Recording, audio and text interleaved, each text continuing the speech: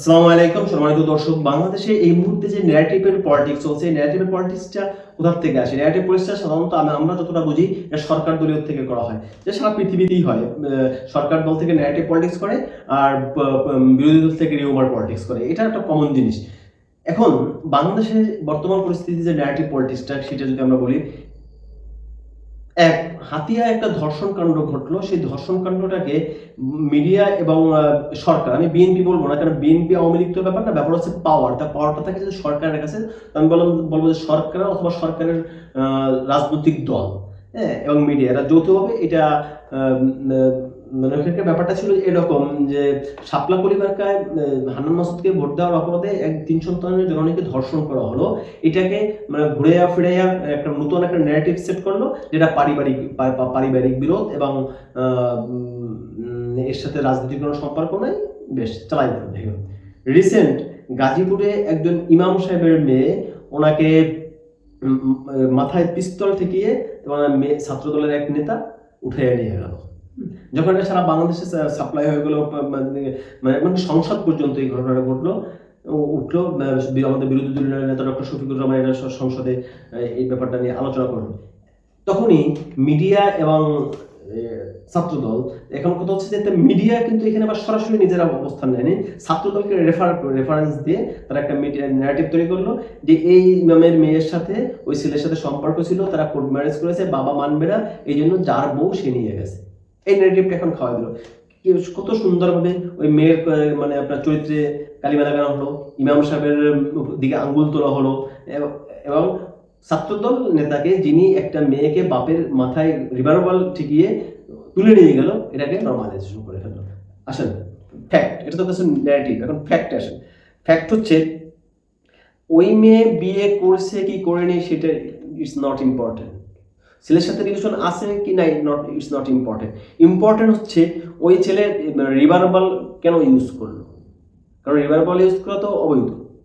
তো প্রেম করছে বলে বিদায় কি রিভারবাল ইউজ করতে পারবে? প্রেম করছে বলে বিদায় কি একজন মেয়ের বাবার মাথায় রিভারবাল ঠেকাতে পারবে? মানে আপনি বুঝতে পারছেন যে বৈধতাটা কোন জায়গাতে দেওয়া হচ্ছে। একটা ফ্যাক্টকে পুরো ন্যারেটিভ তৈরি করে ফেলছে। এরপর আসেন সেকেন্ড পার্ট। এই বিএনপি, এই ছাত্রদল, এই যুবদল, এর বিভিন্ন নেত্রী, আমি নাম নিলাম না, একজন খুব আলোচিত সমালোচিত, আমার কাছে সমালোচিত নেত্রী, মানে যিনি ঢাকা বিশ্ববিদ্যালয়ের টাকায় খেয়ে পড়ে ভালোই স্বাস্থ্য বানিয়েছেন, তার বয়সী বাংলাদেশ সাধারণ মেয়েরা যখন সন্তান নাতি হয়ে গেছে, এখন যেটা অবিবাহিত এবং এটা নিয়ে তারা গরিবিত, বিয়া কোনো অবস্থায় 18 বছর আগে বিয়ে করা হবে। তাহলে আপনার ইমাম সাহেবের মেয়ে, যার বয়স এখনো 18 বছর হয়নি, সেই মেয়েকে কিভাবে ছাত্রদল বিয়ে করে? এটা তো ক্রাইম। এটা কি ছাত্রদল বোঝে? এটা কি বিএনপি বোঝে? এটা কি সরকার বোঝে? না, বোঝার কথা না। এখন এই যে ন্যারেটিভের পলিটিক্স, আপনার বিএনপির মনে রাখা উচিত বা ছাত্রদলের মনে রাখা উচিত, এই মিডিয়া একসময় বিএনপিকে সন্ত্রাস, তারেক রহমানকে পলাতক আসামি, করাপ্টেড, শেখ হাসিনা, খালেদা জিয়াকে এতিমের টাকা মারা অপরাধী, এইভাবে কিন্তু ন্যারেটিভ তৈরি করতো।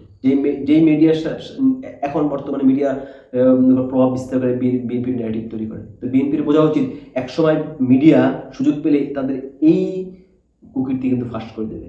যেমন একসময় হাওয়া ভবনের তা ফাঁস করেছিল, খাম্বা কাহিনী ফাঁস করে দিয়েছিল, আপনার ভারতের টাটা গ্রুপের সাথে আলোচনা ফাঁস করে দিয়েছিল, মিস্টার 10% নামটা কিন্তু এই মিডিয়াই দিয়েছিল।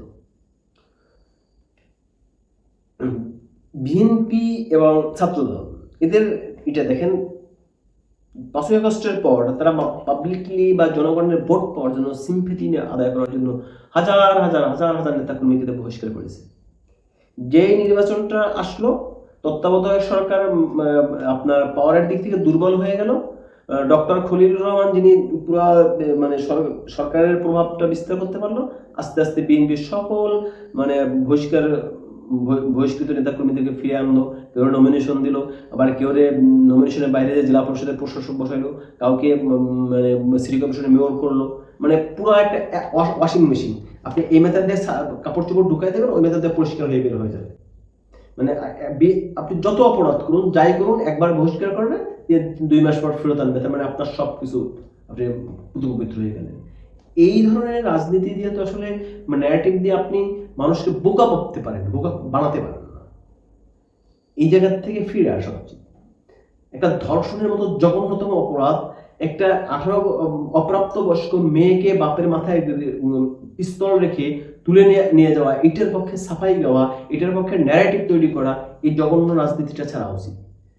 ছাত্রদলের সিদ্ধান্ত নেওয়া উচিত, বা বিএনপিকে সিদ্ধান্ত নেওয়া উচিত, তারা যুবদল এবং ছাত্রদলকে কি আপনার যুবলীগ ছাত্রলীগের পজিশনে ইমপ্লিমেন্ট করবে, নাকি তারা বাংলাদেশের ফেয়ার পলিটিক্স, আমাদের মাননীয় প্রধানমন্ত্রী যেটা বলেন যে আই হ্যাভ এ প্ল্যানের, আমরা যেহেতু আই হ্যাভ এ প্ল্যানটাকে আমরা পজিটিভ নিই, তো তারা সে আই হ্যাভ এ প্ল্যানের লাইনে আনবে। এটা একটু ভাবা উচিত। এইভাবে মানুষের সাথে প্রতারণা, একটা ক্রাইমকে বৈধতা দেওয়া, ন্যারেটিভ দিয়া জগৎটা চেঞ্জ করে দেওয়া, এটা কোনো শুভ লক্ষণ না। এখান থেকে ফিরে আসতে হবে, যা মানুষকে মানে আপনার সকল কাজকর্মকে জবাবদিহিতে আনতে হবে। মনে রাখতে হবে, সরকার নির্দিষ্ট কিছু লোক, একটা রাজনৈতিক দলের সবাই সরকার না। তো অতএব একটা রাজনৈতিক দল ক্ষমতায় বিদায় সেই দলের সবাই এখন সরকার হয়ে গেছে, এই চিন্তা থেকে বের হওয়া আসা উচিত। যাই হোক, আজকে আল্লাহ হাফেজ।